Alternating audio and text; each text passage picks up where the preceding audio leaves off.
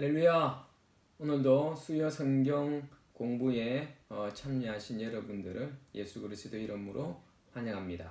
이제 오늘도 우리가 지난 시간에 이어서 창세기 29장을 오늘 함께 나누보도록 하겠습니다. 자, 29장 들어가기 전에 지난 시간에 우리가 공부했던 28장을 대충 다시 나누어 보면은 28장에서는요. 이 야곱이 형 에서의 분노를 피하여서 밧단 아람으로 피신하는 장면을 우리가 보았습니다. 물론 이 에서의 분노를 피하고자 하는 목적도 있었지만은 그 언약의 자손과의 어떤 그런 결혼을 위하여서도 이렇게 밧단 아람으로 이렇게 나아가고 있었습니다. 그 길이 굉장히 먼 길이었습니다. 800km 이상 되어지는 어떤 그런 길이었고 늘 어머니의 보호 가운데 있었던 좀 유약했던 야곱에게는 굉장히 어렵고 힘든 길이었을 것입니다.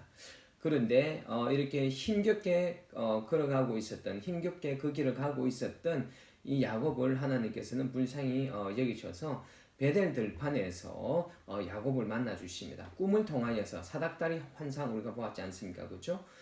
그 꿈을 통하여서 야곱을 위로하여 주시고 또 야곱에게 다시 한번 하나님의 언약을 상기시켜 주면서 야곱에게 힘을 주는 것을 우리는 보았고 또 그에 감사하여서 야곱은 하나님 앞에 자신이 다시 이곳까지 돌아올 때까지 하나님께서 지켜주시면 11조를 또 드리겠다라고 하나님 앞에 서원하는 모습을 우리는 지난 시간에 보았습니다.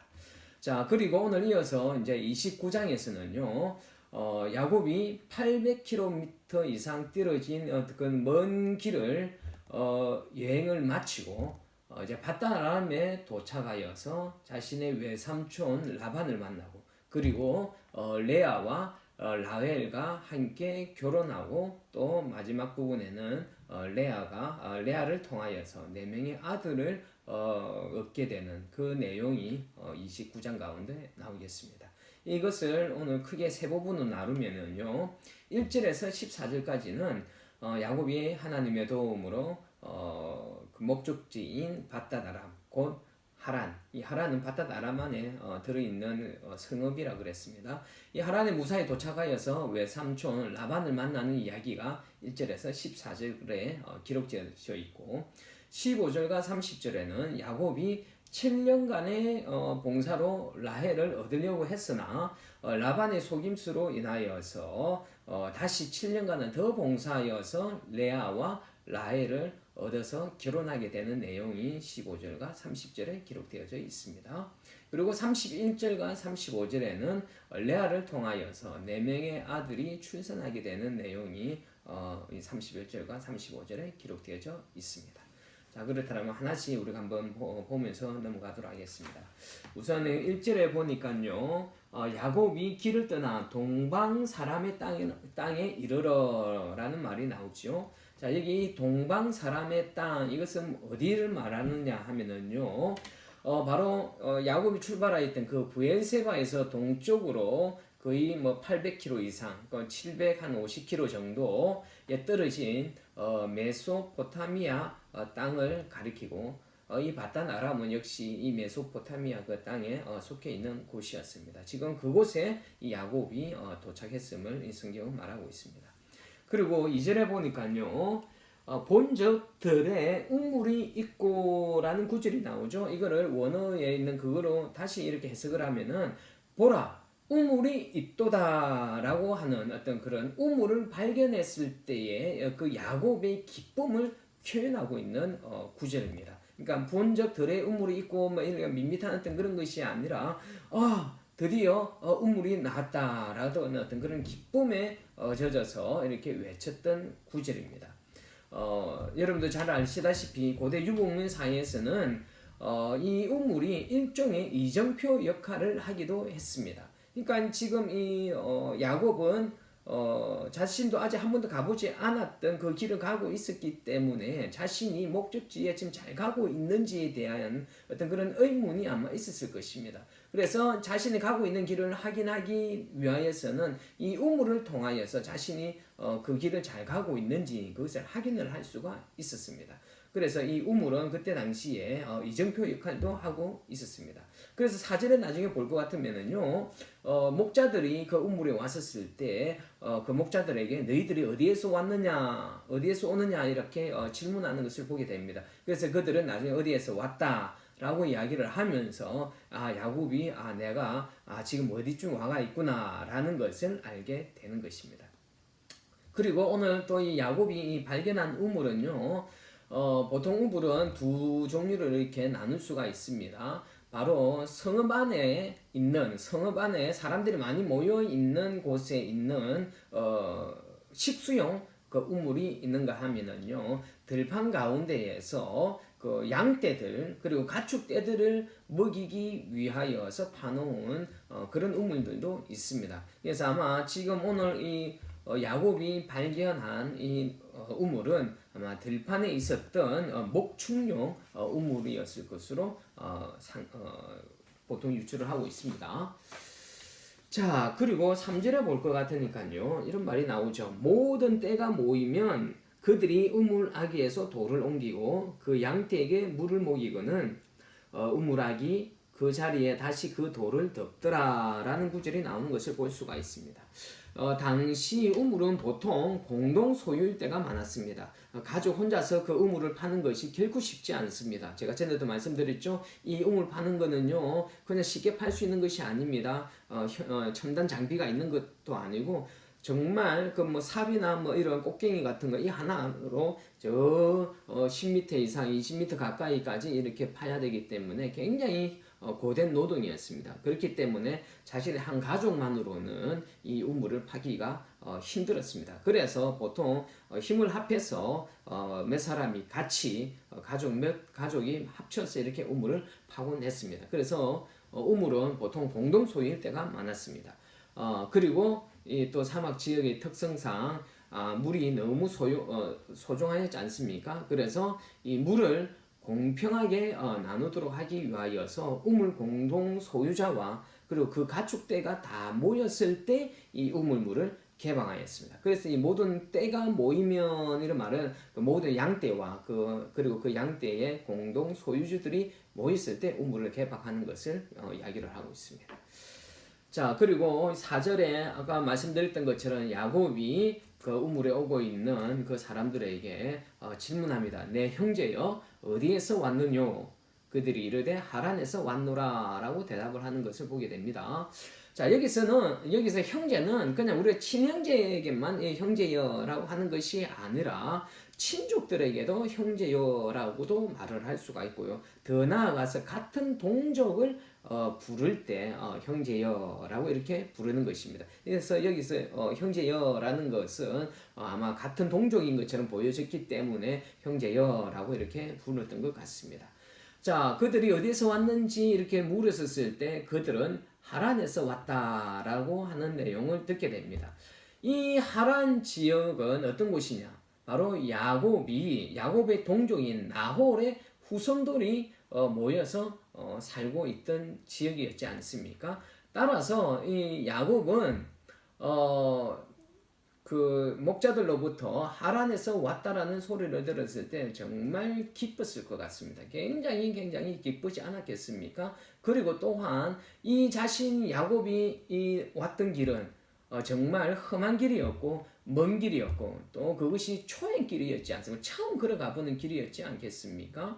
자, 그런데 그 길은 어떤 그 목적지를 분명히 알고 이렇게 온 곳이 아니라 대충 이렇게 이정표를 따라서 아마 찾아왔을 것인데 이 목자들이 하란에서 왔다는 어떤 그런 소식을 들었을 때 자신이 목적지에 잘 찾아왔구나라는 어떤 그런 기쁨도 있었을 것이고 또 그 안에는 자신이 걸어온 길, 내가 처음 오는 이 길이었고 정말 이 먼 길이고 험한 길이었는데 내가 이 목적지까지 잘 올 수 있었던 것은 하나님께서 나를 이곳으로 인도하셨구나 라는 어떤 그런 기쁨과 감사의 마음도 분명히 있는 어떤 그런 대답의 소리였을 것입니다. 자, 여러분 어쩌면은 이 야곱이 이 하란에서 이 사람들이 왔다는 소식을 들었을 때 이 야곱의 마음 가운데 있었던 이 내용은 아마 우리들에게도 정말 중요한 메시지를 던져주는 것이 아닐까라고 생각을 해보게 됩니다. 하나님께서는 이 먼 길을 오는 동안에 야곱에게 보이지 않는 가운데에서도 하나님께서 야곱이 친히 가야 할 그 길들을 하나님께서 친히 인도하셨다라는 것. 우리는 그것을 성경 통해서 볼 수가 있는데 이것은 하나님께서 야곱을 그렇게 친히 그 야곱의 걸어가는 발걸음 한 걸음 한 걸음을 인도해 오셨던 것처럼 우리도 마찬가지입니다. 우리도 아직까지 살아보지 않았던 인생들, 그 인생을 처음 다 살아보는 그 길들이지 않겠습니까? 여러분 그 초행길 가운데 야곱을 지키고 보호해 주셨던 것처럼 우리도 처음 살아보는 이 인생의 그 길들, 우리가 그 목적지에까지 나아가는 그 시간까지 하나님께서는 친히 우리를 인도하여 주시고 계속해서 보호하여 주시며 갈 거라는 것에 대하여서 우리는 그 메시지를 받을 수가 있는 것입니다. 여러분 우리가 살아가는 그 인생 내일도 우리는 내일 무슨 일이 일어날지 우리는 아무것도 알 수 없는 연약한 존재이지 않습니까? 하지만 우리가 믿는 것은 우리가 보이지 않는 가운데에서도 하나님께서는 여전히 하나님의 백성들을 선하게 인도하시고 보호하신다라는 어떤 그런 믿음으로 우리가 하루하루 우리가 살아갈 수 있었으면 좋겠습니다. 오늘도 저와 여러분들의 그 삶의 길을 하나님께서 인도하고 계심을 믿으시기를 부탁드리겠습니다. 그리고 우리가 5절에 볼 것 같으면은 야곱이 그들에게 이르되 너희가 나홀의 손자 라반을 아느냐 그들이 이르되 아노라 라는 구절이 나오죠. 자 여러분 나홀이 누구입니까? 예, 바로 아브라함의 동생이었습니다. 아브라함의 동생이었고 라반의 아버지가 누구죠? 예, 라반의 아버지는 브두엘이죠. 곧 브두엘의 아버지가 바로 나홀이었고 그렇다면은 라반에게는 이 나홀이 할아버지가 될 것입니다. 그런데 여기서 라반을 물어볼 때 라반이 어디에 있는지 또는 라반이 누구인지 물어볼 때 왜 부두엘의 아들 라반을 아느냐라고 이렇게 물어보지 않고 바로 나홀의 손자 라반을 아느냐 이렇게 물어봤을까요? 보통 아버지 이름은 되지 않을까요? 그런데 여기서는 오늘 그 나홀의 손자 라반을 아느냐 이렇게 물어봅니다. 아마도 그것은 그 라반의 아버지 부두엘보다 이 지역에서 그들의 할아버지 나홀이 더 알려져 있는 사람이었을 것이기 때문에 아마 야곱이 이렇게 질문하지 않았나 그렇게 생각을 하고 있습니다. 자 그리고 여러분 보통 우리가 이 양을 치는 목자들은 그냥 당연히 남자들일 거라고 우리가 생각을 하는데 그렇지 않습니다. 여러분 9절에 볼 것 같으면은요 뭐라고 나와 있느냐면은 이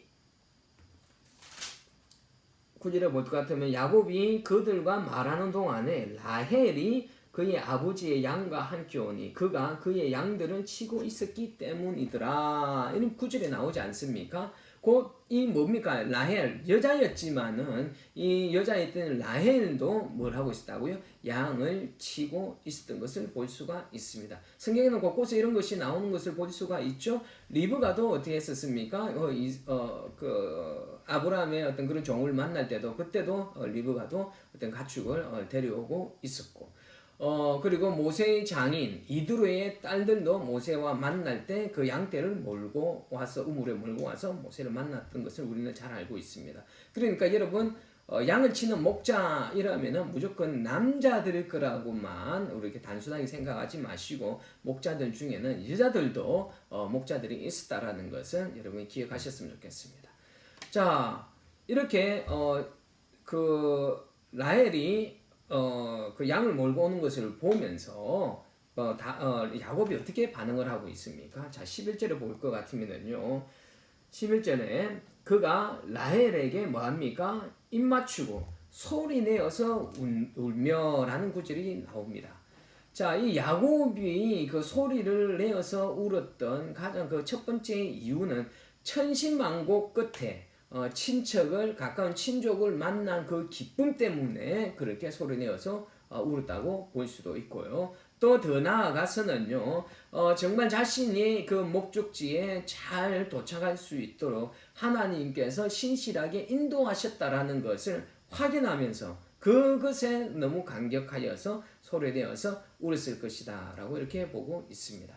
자, 그리고 또 히브리인들은요, 기쁠 때든지 또는 슬플 때든지 이렇게 울 때, 기뻐서 울 때도 있고 슬퍼서 울 때도 있지 않습니까? 이럴 때 기뻐서 울 때든 슬퍼서 울 때는 일단은 소리를 내어서 우는 경향이 있다라고 합니다. 그렇다고 그것이 절대적인 것은 아니겠지만은 평상적으로는 그렇게 기쁠 때나 슬플 때 이렇게 소리를 내어서 울었다고 합니다. 자, 드디어 이제 13절에는 이제 야곱과 라반이 만나는 것을 볼 수가 있습니다. 13절 한번 볼까요? 13절에 보니까 라반이 그의 생질 야곱의 소식을 듣고 달려와서 그를 영접하여 안고 입맞추며 자기 집으로 인도하여 드리니 야곱이 자기의 모든 일을 라반에게 말하며 나옵니다. 입맞추고 굉장히 따뜻하게 이렇게 야곱을 환영해 주는 것을 볼 수가 있습니다. 자, 그렇다면 여러분 한번 질문해 보겠습니다. 이 라반이 자신의 동생 리브가의 혈육을 처음으로 만나게 되는데 얼마 만에 보게 되는 줄 여러분 혹시 아시겠습니까? 잘 생각해 보시면은 계산이 나옵니다. 딱 97년 정도 만에 이 라반이 자신의 동생의 어떤 그런 혈육을 처음 보게 됩니다. 왜 97년 만이냐? 이삭이 몇 세 때 결혼했습니까? 40세 때 결혼했죠. 그리고 몇 살 때 야곱을 낳았습니까? 60살 때 20년 만에 낳았다고 그랬지 않습니까? 그죠? 20년의 세월이 흘렀고 야곱이 브엘세바에서 도망쳐 나올 때가 그때 몇 살이라고 말씀드렸냐면요 77세라고 그랬습니다. 그러니까 이 97년 만에 라반이 자신의 동생의 가족과 처음으로 회우하는 시간입니다. 그러니까 얼마나 반가웠겠습니까? 그렇죠? 자, 이 1절에서 14절까지 야곱이 하나님의 인도하심으로 하란에 잘 도착하고 그리고 자신의 어떤 그런 친족들을 만나게 되는 것을 보았고요.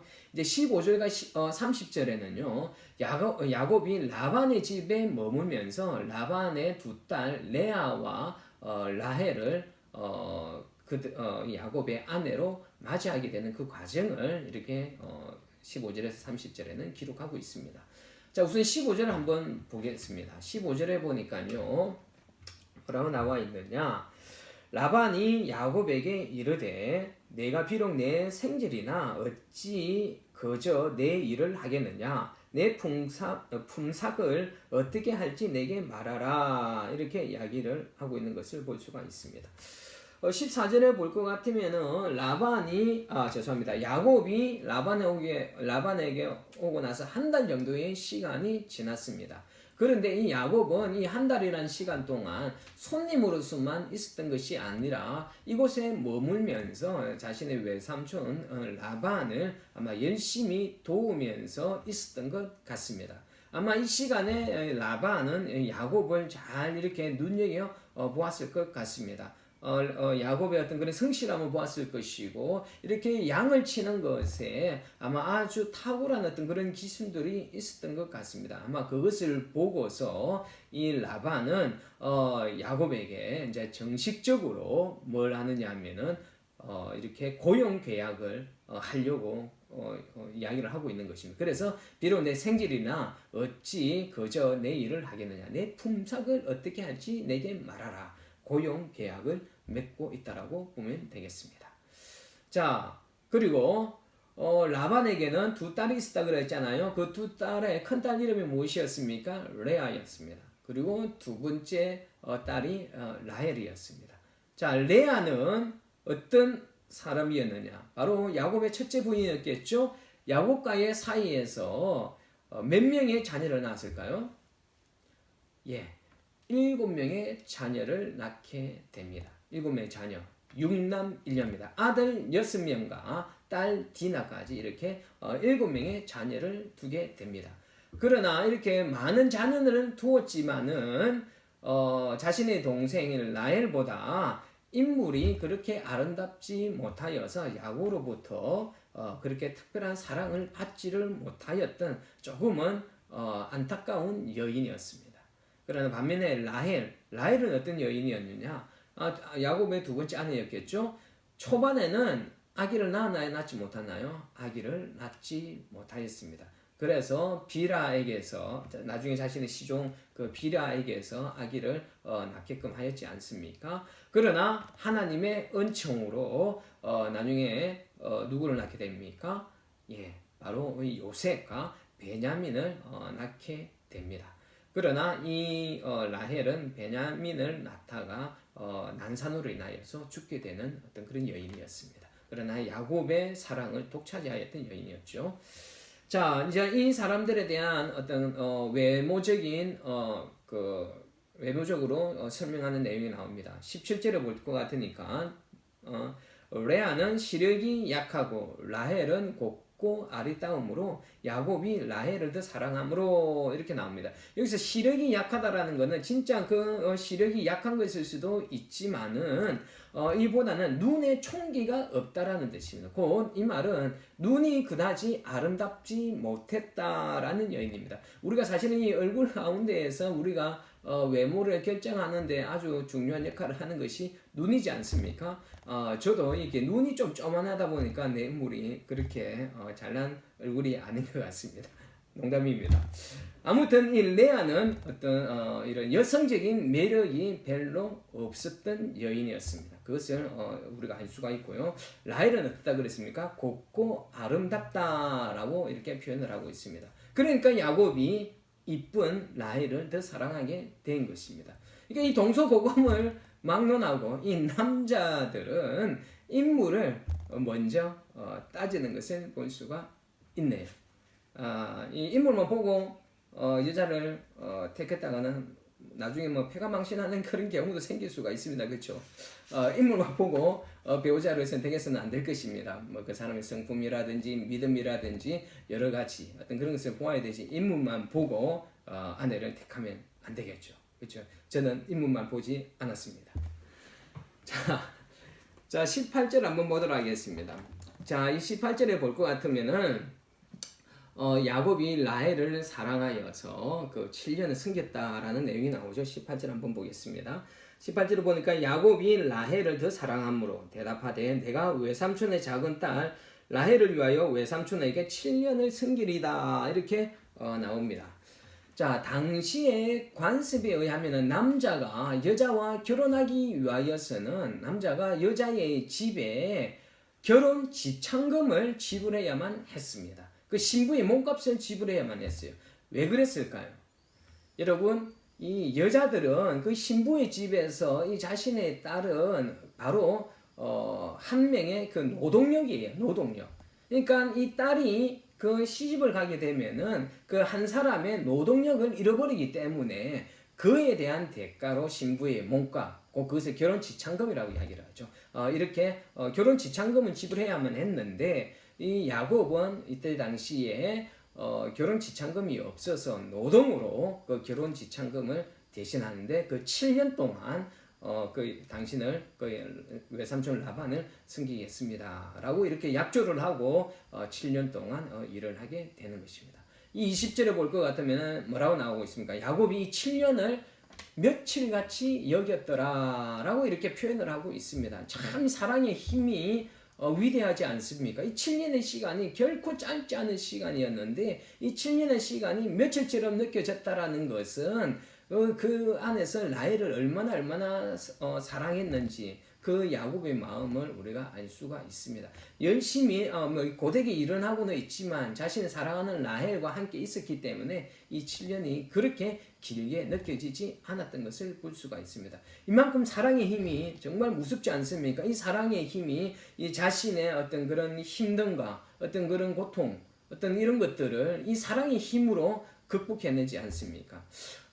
저는 한번 우리 그리스도인들에게, 우리 식구들에게 그렇게 권면하고 있습니다. 하나님과 한번 이렇게 야곱이 라헬을 사랑하는 것처럼 한번 하나님께 한번 사랑에 한번 빠져보지 않겠습니까?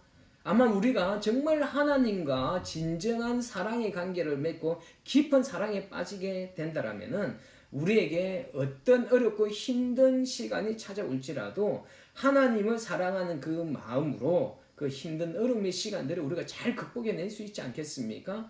그래서 여러분, 우리가 너무 세상과 사랑하려고만 하지 마시고 하나님과 한번 뜨거운 그 사랑을 한번 나눠보지는 않겠습니까? 여러분, 그렇게 한번 시도를 해보셨으면 좋겠습니다. 뭐 하나님을 사랑하는 방법은 여러 가지 있지 않겠습니까? 기도하고 말씀 보고 들판에 나가서 묵상하면서 하나님과 마음을 한번 나누어 보는 것, 이런 시간들이 바로 하나님과 깊은 사랑을 나누고 하나님이 어떤 분인지 깨달을 수 있는 교제의 시간이 될 것 같습니다. 이런 사랑의 교제를 함께 나누어 볼 수 있는 우리 뉴몰든 식구들 되시기를 부탁드리겠습니다. 자, 그리고 이제 이 야곱이 7년을 열심히 일을 하여서 이제는 이 라헬을 얻게 되고 이제는 결혼을 앞두고 있습니다. 그런데 이 결혼을 앞두는 이 가운데 라반의 아주 얍삽한 짓을, 아주 야비한 짓을 하는 것을 볼 수가 있죠. 23절에 와 보십시오. 23절에 보니까요, 저녁에 결혼식 날이죠. 저녁에 그의 딸 레아를 야곱에게 데려가니 야곱이 그에게로 들어가니라, 이렇게 되어져 있습니다. 자, 여러분 잘 아시다시피 고대 근동 지방의 결혼 간섭상 낮 시간 동안에는 신랑과 신부가 함께 있을 수 없고 부인과 동침하는 그 밤 시간대에 처음으로 이렇게 같이 할 수가 있습니다. 그래서 이제 이 저녁에 야곱이 라헬인 줄 알고 그 신방에 들어가는 것이지 않습니까? 그런데 이 라반은 누구를 데리고 갔습니까? 데리고 가기로 한 라헬을 데리고 가지 않고 레아를 신방에 넣어 보내는 것을 볼 수가 있습니다. 그 이유는 그 당시 하란의 지방에서는요, 형이나 언니나 형이나 언니보다 동생들이 먼저 결혼을 할 수 없었기 때문에 이렇게 먼저 레아를 이렇게 야곱에게 주는 것이었습니다. 그러나 사실은 만약 그런 상황이었다라면은 애초에 라반이 야곱에게 이러한 상황을 이야기했어야 되지 않겠습니까? 우리 지방에서는 동생이 언니보다 먼저 결혼할 수가 없다. 그렇기 때문에 레아와 결혼하고 라헬과 결혼해야 된다 라고 이렇게 말할 수 있었지만 그렇게 하지 않았습니다. 왜 그랬을까요? 아마 이 라반의 이기심과 아주 약삭빠름을 우리가 볼 수가 있는 것이지 않습니까? 이 라헬을 사랑하는 그 마음을 이용하여서 탁월한 일꾼이었던 야곱을 더 붙잡아두고 더 부려먹기 위한 어떤 그런 계산이 깔려 있었던 것입니다. 만약에 바로 라헬을 갖다가 주게 되면은 야곱이 어떻게 하겠습니까? 사랑하는 라헬이니까 라헬을 바로 취하고 바로 그 자리를 떠나버릴 수도 있지 않습니까? 그래서 이 내용들을 미리 말도 하지도 않고 레아를 몰래 이렇게 안에 그 신방에 들어가게 하고 동침을 하게 하고 그러면은 결혼할 수밖에 없지 않습니까? 그래서 이 라반은 야곱을 속이는 것을 볼 수가 있습니다. 자, 그리고 방금 그 구절에서 나왔던 것처럼 야곱이 들어갔다 이 말은 레아와 동침했다라는 그런 표현을 완곡하게 표현한 것입니다. 자, 이로써 야곱은 라헬이 아닌 레아와 결혼하게 됩니다. 그렇죠? 그런데 우리가 잘 생각해보면 어떻게 이런 일이 이렇게 일어날 수 있을까라는 의문이 생겨나지 않습니까? 레아 결혼 당사자는 분명히 라헬이었는데 레아도 그렇게 알고 있지 않았겠습니까? 그렇다면 이것이 전혀 모르는 상황이었으면 라반만의 생각이었으면 레아가 그 신방에 들어가려고 했겠습니까? 아마 절대로 그러지 못했을 것입니다. 언니 어떻게 동생의 그 신방에 그 언니가 들어가려고 했겠습니까? 곧 이 말은 무엇입니까? 이 라반의 계획을 이미 레아에게 알려주었고 그리고 라헬에게도 동의를 얻었기 때문에 이렇게 레아가 그 라헬이 들어가야 할 신방에 들어갈 수 있지 않았겠습니까? 그러니까 이 라반과 두 딸의 어떤 그런 공모로 인하여서 레아가 그 야곱과의 어떤 신방에 들어갈 수 있었던 것입니다. 그렇다면 야곱의 입장에서 한번 보았으면 좋겠습니다. 야곱은 라헬과 7년이라는 시간을 연애를 하였지 않습니까? 그렇다면은 분명히 안에 들어갔었을 때 라헬이 아니라 레아라고 이렇게 생각할 수도 있었는데 그러지 못했어요. 그러지 못하고 그냥 동침을 해버렸지 않습니까? 어떻게 이렇게 이런 일이 일어날 수 있었을까? 우선은 첫 번째로 생각을 해볼 것 같으면은요, 신방에 들어갔을 때가 어떤 시간이었더라고요? 저녁이라고 그랬습니다. 저녁이기 때문에 사물을 잘 분별하는 시간이 되지 못했고, 그리고 이 신부들은 얼굴과 온몸을 베일로 다 감싸고 있었기 때문에 야곱이 잘 분별하지 못했을 것이라는 어떤 그런 유추가 있고요. 또 두 번째로는요, 야곱이 바로 이 결혼식에 무엇입니까? 주인공이지 않습니까? 주인공이었기 때문에 얼마나 주변에서 많은 사람들이 술을 권했겠습니까? 아마 야곱이 되취했을 것이다. 아마 술이 굉장히 취했을 것이라고 이렇게 유추를 하게 됩니다.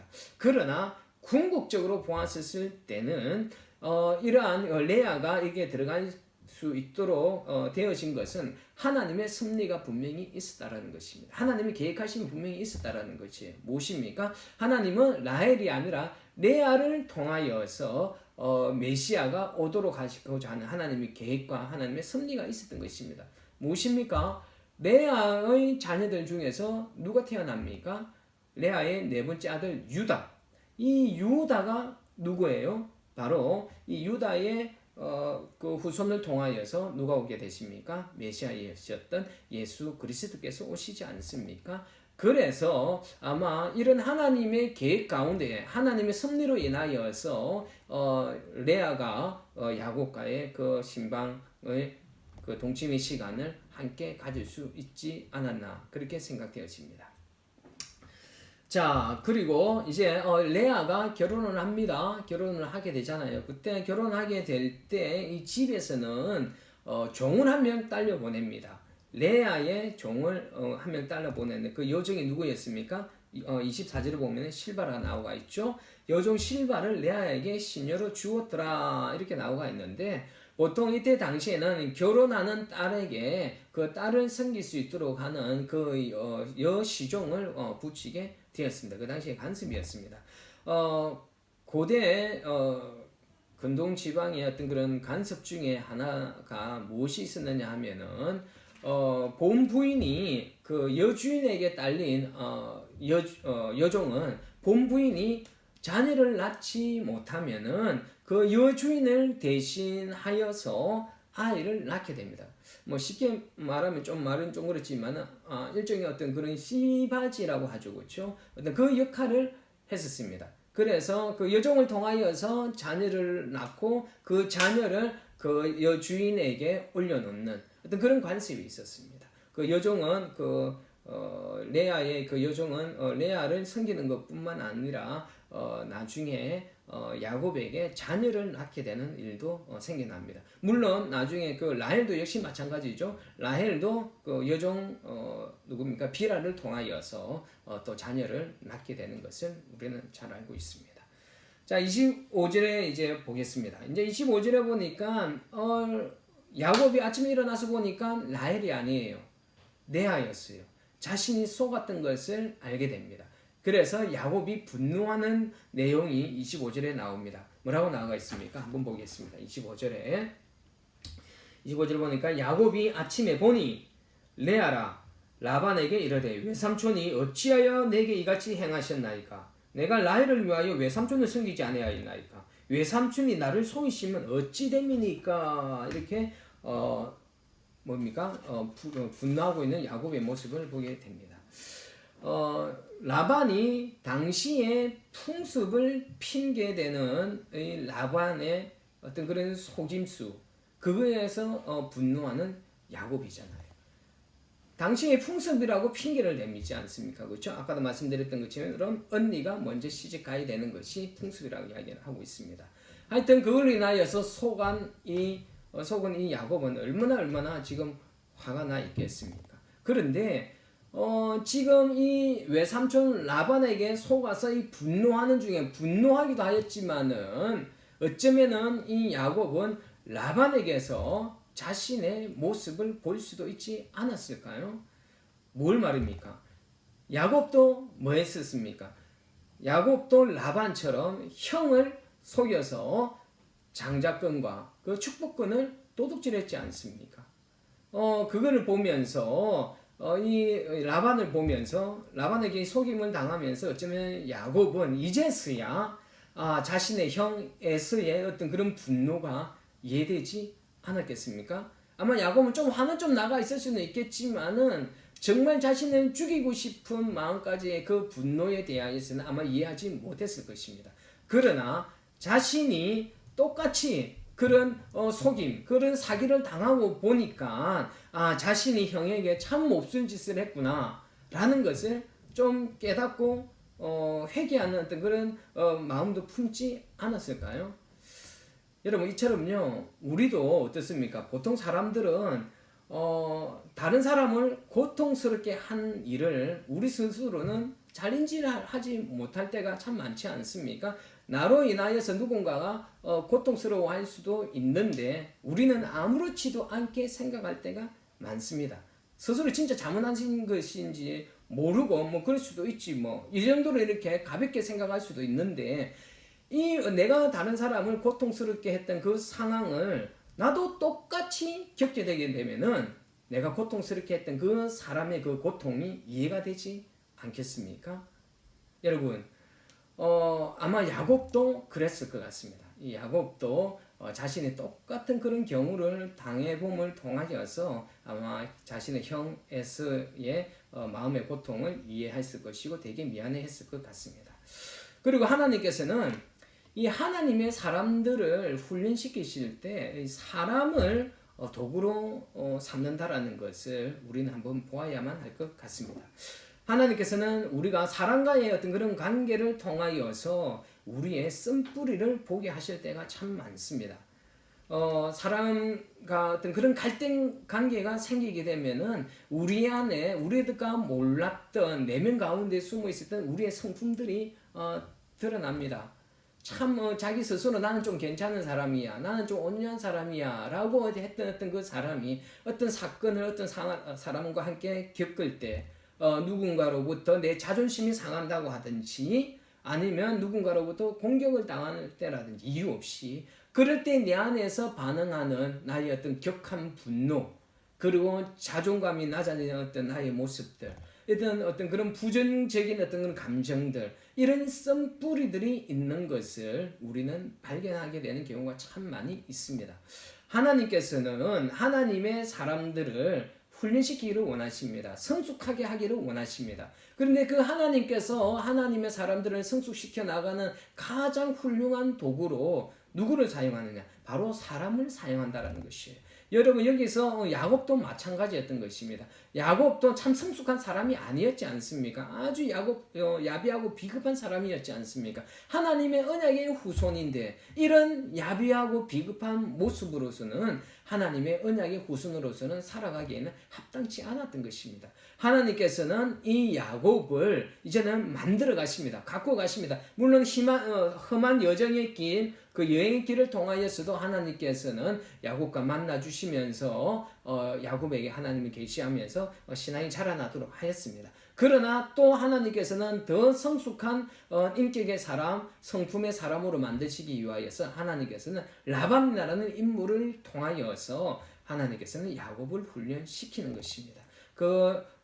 자신이 그 속임을 당하면서 다른 사람의 아픔을 이해하기도 만들었을 것이고 그리고 자신이 다시는 이런 다른 사람 누군가를 속이는 어떤 나쁜 행동을 해서는 안 될 것이라는 어떤 그런 마음도 품지 않았겠습니까? 아마 이 야곱은 라반을 통하여서 아마 감정적으로 굉장히 안 좋았겠죠, 그렇죠? 이제 이런 마음들을 어떻게 해야 되겠습니까? 하나님 안에서 다스려야 하지 않겠습니까? 다른 사람을 누군가가 우리가 미워하고 분노할 때 우리의 이 감정 이것을 컨트롤하기가 너무너무 쉽지 않습니다. 때로는 너무너무 고통스럽지 않습니까? 그 사람만 생각하면은 정말 화가 치밀어 오르고 분노가 치밀어 오르는데 이것을 갖다가 내 스스로 컨트롤하기가 힘들 때가 너무 많습니다. 그래서 어떤 사람들은 이 마음을 갖다가 다스리기 위하여서 뭐 술이나 어떤 다른 것들로 자신을 위로하려고 하지만은 결코 그 안에서 위로가 되어지지 않고 그 사람을 향한 그 감정의 문제가 해결되어지지 않습니다. 여러분, 우리 안에서 일어나는 이런 그 쓴뿌리의 감정들은요, 결코 어떤 사람의 방법으로는 풀어갈 수가 없습니다. 바로 하나님 안에서 풀어갈 수가 있습니다. 하나님 앞에 몸부림치면서 기도하면서 그 사람을 향한 뿌리 내려져 있는 이 쓴뿌리들이 뽑혀질 수가 있고 성령님에 의해서만 이렇게 불태워질 수가 있는 것입니다. 아마 하나님께서는 이렇게 야곱을 훈련시키기 위해서 라반을 붙여주셨는데 우리도 마찬가지입니다. 하나님께서는 우리가 하나님의 사람으로서 이 땅 가운데에서 성숙한 삶, 합당한 삶을 살기를 하나님께서는 원하고 계실 것입니다. 그런데 우리가 아직까지 여전히 미성숙하기 때문에 하나님께서는 우리를 좀 성숙한 인격, 예수 그리스도의 장성한 분량까지 자라나도록 다듬어 가기 위하여서 하나님은 자주 이렇게 사람이라는 도구를 통하여서 우리를 훈련시키신다는 것입니다. 혹시 여러분 지금 여러분의 그 주변 가운데에서 여러분들의 그 관계로 인하여서 여러분들을 힘들게 하게 하는 어떤 사람들이 있습니까? 여러분 그냥 단지 그 사람을 미워하고 그 사람에 대한 어떤 그 분노와 저주의 어떤 그런 감정만을 가지지 마시고 이 사람을 통하여서 하나님께서 나에게 무엇을 말씀하려고 하실까? 여러분 이런 거에 대해서 우리가 한번 깊게 한번 생각해 보시고 또 이런 그 감정들을 하나님 앞에 내어드리면서 하나님 안에서 여러분들의 마음을, 저희들의 마음을 여러분 좀 다루어 갈 수 있었으면 좋겠습니다. 그 갈등의 시간에 너무너무 고통스럽고 우리가 회피하고 싶지만은 이러한 관계 가운데에서 나타나는 이 갈등을 우리가 하나님 앞에서 풀어가면서 우리의 성품이 다루어지고 성숙하게 변화되어진다라는 것을 여러분이 기억하시고 어렵고 힘이 드는 그런 관계 가운데에서 더욱더 하나님을 의지하시기를 부탁드리겠습니다. 자, 그리고 이제 26절과 이 30절에서는요, 야곱은 이제 라반의 그 속임수에 속아서 라헬을 얻기 위하여 7년을 더 봉사하는 내용이 26절과 30절에 기록되어져 있습니다. 라헬도 또 시집을 가면서 누구를 데려갑니까? 비라를 데려가게 됩니다. 비라를 여정으로 삼습니다. 자, 이제 마지막으로 31절과 35절의 내용입니다. 이 31절과 35절 안에는 레아의 출산에 대한 이야기가 나옵니다. 이 내용은 결혼할 당시부터 라헬과는 달리 남편 야곱으로부터 많은 사랑을 받지 못한 안타까운 여인 레아, 이 레아를 하나님께서 긍휼히 여기셔서 4명의 자녀를 주는 것을 기록하고 있습니다. 그 4명의 자녀가 누구였습니까? 우리가 본문 가운데 나와 있지만은 첫 번째 아들이 누구냐? 러우벤, 그 다음에 시몬, 그 다음에 셋째 아들 레위, 그 다음에 넷째 아들 유다. 이 유다까지 4명의 자녀를 출산하는 어떤 그런 축복을 하나님께서 레아에게 베푸심으로 레아를 격려하고 기쁘게 하는 것을 우리는 볼 수가 있습니다. 그리고 결국 레아는 이 유다를 통하여서 바로 그 메시아가 그 레아의 몸을 통하여서 오게 되는 어떤 그런 영광을 얻게 되는 것을 우리는 알 수가 있습니다. 자, 우리는 이 내용들을 통하여서 이 레아가 이 하나님으로부터 위로받고 격려받는 것을 통하여서 우리는 하나님께서는 결코 고통당하는 자의 상처를 결코 홀로 내버려 두지 않으시는 것을 우리는 다시 한번 확인하게 되는 것입니다. 레아의 마음이 어땠겠습니까? 자신의 남편이 자신을 사랑해주지 않는다면 정말 그만큼 가련한 여인이 있겠습니까? 자신이 사랑하는 남편으로부터 그 사랑을 깊게 받지 못하였을 때 그만큼 안타까운 여인이 없을 것 같습니다. 자신보다 자신의 동생을 더 사랑하는 그 모습을 바라볼 때 얼마나 그 마음이 아팠겠습니까? 그렇죠? 이러한 그 상황을 하나님께서는 다 보고 계셨습니다. 그래서 그 고통 가운데 신음하고 있었던 이 레아를 하나님께서는 외면하시지 아니하시고 이 자녀들을 통하여서 하나님께서는 레아를 위로하시고 격려하시고 그리고 또 야곱으로부터 사랑받을 수 있다라는 어떤 그런 소망을 아마 하나님께서는 계속해서 가지도록 도우셨던 것 같습니다. 하나님은 연약하고 부족한 우리들, 정말 고통 가운데서 신음하고 있는 우리들을 결코 홀로 내버려 두시지 아니하십니다. 하나님께서 외롭고 고통 가운데 있었던 레아를 내버려 두시지 않았던 것처럼 하나님께서는 우리들과도 늘 함께 하시면서 우리가 외로운 가운데 고통 가운데 신음하고 있을 때 우리를 내버려 두시지 아니하시고 우리를 돌보아 주시는 그 하나님을 우리가 바라보며 나아갈 수 있었으면 좋겠습니다. 여러분, 때로는 하나님께서 우리가 그 죄 가운데서 계속해서 벗어나지 않고 거역할 때는 아주 엄격하게 징계를 하기도 하지만은 근본적으로는 하나님은 사랑의 하나님이십니다. 하나님은 사랑이 너무너무 많으신 분이시고 긍휼과 자비가 넘쳐나시는 분이십니다.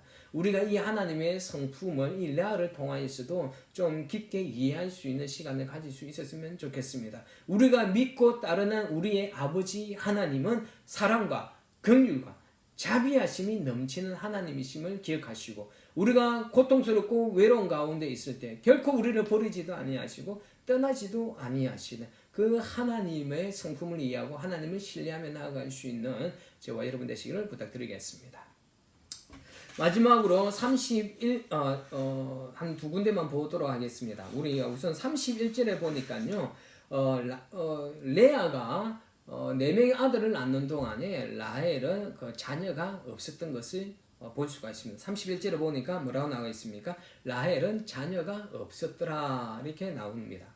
여러분, 이러한 결과는요, 하나님께서 정말 라헬만 편협스럽게 사랑하는 그 야곱에 대한 어떤 책망하는 어떤 그런 의미가 있었습니다.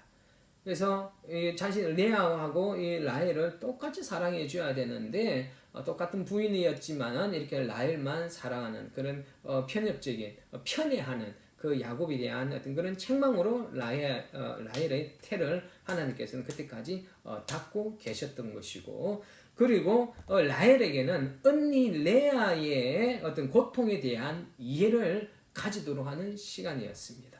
자신은 야곱의 사랑을 받지만은 자녀를 가지지 못하는 어떤 그런 아픔의 고통이 있는 것처럼 자신의 언니는 자신의 남편 야곱으로부터 사랑을 받지 못하는 언니 레아의 마음을 좀 더 이해하도록 하기 위한 어떤 하나의 방법으로 아직까지 태가 열리지 않았던 것입니다. 그리고 또한 라헬에게는 뭡니까? 야곱의 사랑을 독차지한다라고 해서 결코 교만하지 말고 겸손할 것을, 겸손히 낮아질 것을 하나님께서 의도하는 어떤 그런 메시지로 아마 이 라헬의 태를 아직까지 열지는 않았습니다. 물론 나중에 어떻게 되어집니까? 하나님께서는 이 라헬의 태를 열어주시고 정말 사랑스러웠던 누굽니까? 요셉과 베냐민을 하나님께서 허락하셨던 것을 우리는 잘 알고 있습니다. 자, 35절에 우리가 마지막으로 볼 것 같으면요, 레아가 출산이 멈추었더라 합니다. 4명의 아들을 낳고서 이제 출산이 멈추었더라 이렇게 나와가 있는데, 우리가 까딱 잘못 해석하면은 레아가 여기서 이제 출산이 끝났다라고 생각할 수도 있는데, 여러분 그렇지가 않습니다. 여기서 쓰인 그 멈추었다라는 히브리어는 바로 아바드라는 단어인데, 이 아바드라는 것은 완전히 멈춘 것이 아니라 일시적으로 지체되어진 것을 말하는 것입니다. 그러니까 지금 레아가의 출산이 일시적으로 잠시 멈추었더라 이렇게 해석을 하셔야 됩니다. 그래서 실제로 레아는 나중에 어떻게 되어집니까? 두 아들 더 얻게 되죠. 이사갈과 스불론 그리고 디나까지 더 3명의 자녀를 더 얻게 되는 것을 우리는 볼 수가 있습니다. 자, 오늘 말씀을 결론을 내리도록 하겠습니다. 자, 하나님은 우리가 걸어가는 인생길을 가운데에서 하나님께서 야곱을 브에르세바에서 하란까지 그 목적지까지 안전하게 야곱을 데려가셨던 것처럼 하나님은 우리의 인생 가운데서도 우리의 인생의 마지막 목적지인 하나님 나라에 가는 그날까지 그 순간까지 하나님께서는 끝까지 우리를 도우시고 선하게 인도하실 것이라는 것을 이 야곱의 사건을 통하여서 우리가 믿으시기를 부탁드리겠습니다. 하나님은 우리를 이 땅 가운데서 홀로 걸어가도록 그 험한 길을 인생의 험한 길을 홀로 내버려 두시지 아니하십니다. 야곱을 지키셨던 것처럼 하나님께서는 우리를 지키실 것입니다.